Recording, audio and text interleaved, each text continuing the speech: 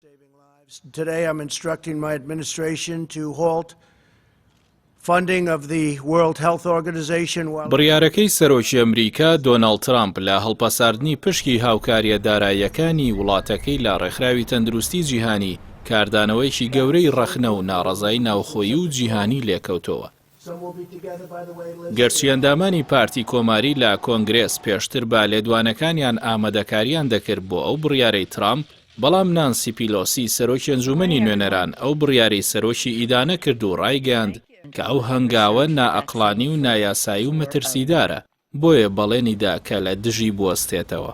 ناوبراو لە ڕاگەاندراوەکەیدا ڕەخنەی توندی لە ترامپ گرت و جەختی لەوە کردەوە ڕاگررتنی یارمەتی لەو ڕێکخراوە جیهانیە کە لە جەنگێکی جیهانیدا لەگەڵ پەتای کۆرۆنادا هەنگاوێکی بێمانایە، چونکە بەبێ هەوڵی هاوبەشی نێودەوڵەتی ناکرێ زاڵ بین بەسەر پەتاکەدا. پیلۆسی دەڵێت بەڵام بەداخەوە هەروەکو چۆن لە یەکەم ڕۆژی وەرگرتنی پۆستەکەیەوە گوێی بۆ زانایان و پسپۆڕانی تەندروستی جیهانی ناگرێت، چاوپۆشی لا ڕێنمایە زانستیەکان دەکات و هەوڵی ئەو قارەمانانە پوچەڵ دەکاتەوە کە لە سەنگەری پێشەوەی ئەو جەنگەدان بووەتە هۆی ئەوەی گیانی ئەمریکیەکان و بژێویان و هەموو خەڵکی جیهان بخاتە مەترسێکی گەورەوە. هەر لەو بارەوە بەڕێوەبەری ڕێکخراوی تەندروستی جیهانی تیدرۆس ئەدهانۆم گێبریسیۆس لەسەر لاپەڕەی خۆی لا تویتەر بە بێ ناوهێنانی ترامپ دەنووسێت: کاتمان نییە بەفیڕۆی بدەین، غەمەکانی ئێمە یارمەتیدانی هەموو گەلانە بۆ ڕزگارکردنی گیانیان و دانانی سنوورە بۆ بڵاوبوونەوەی ڤایرۆسی کۆرۆنا. سکرتێری گشتینەتەوە یەکگرتووەکانیش ئانتۆنیۆ گۆتێرێش ڕایگەاند کە کاتی ئەوە نییە داهاتەکان کەم بکرێنەوە لە کاتێکدا ڕێکخراوەکە لە جەنگێکی جیهانیدایە.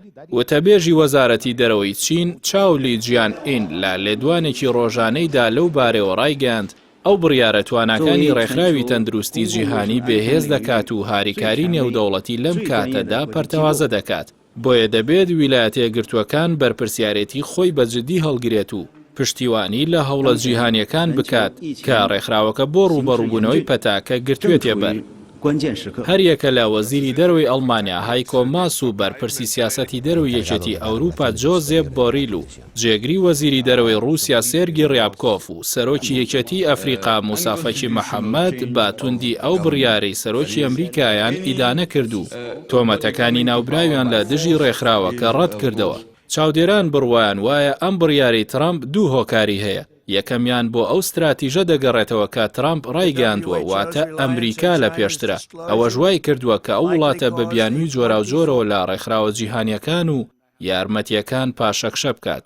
هەروەکو بۆ یونسکۆش هەمان بڕیاریدا دووەمیش بە پێی ئەو راپۆرتەی دەستگای هەواڵگری ئەمریکا بەر لە 3 مانگ ئاراستەی کۆشکی سپی کردووە لە مەترسی پەتاکە و چۆنێتی ڕوبەڕووبوونەوەی ئاگادار کردوێتەوە، بەڵام ناوبراو بەهۆی ئەو بیرکردنەوە ئابووریەی کە هەیەی گوێی نەداوەتە پێشنیازە زانستیەکان تا پەتاکە بە شێوەیەکی بربڵاو لە چەندین ویلایەت بڵاو بووە. ئێستا بۆ ئەوەی خۆی لە تۆمەتەکان بپارێزێت بە تایبەتی لە ساڵی هەڵبژاردننی سەرۆکایەتیدا دەیەوێت بەرپرسیارەتەکە بخاتە سەرشانی ڕێکخراوەکە و وڵاتی چین و هیتریش.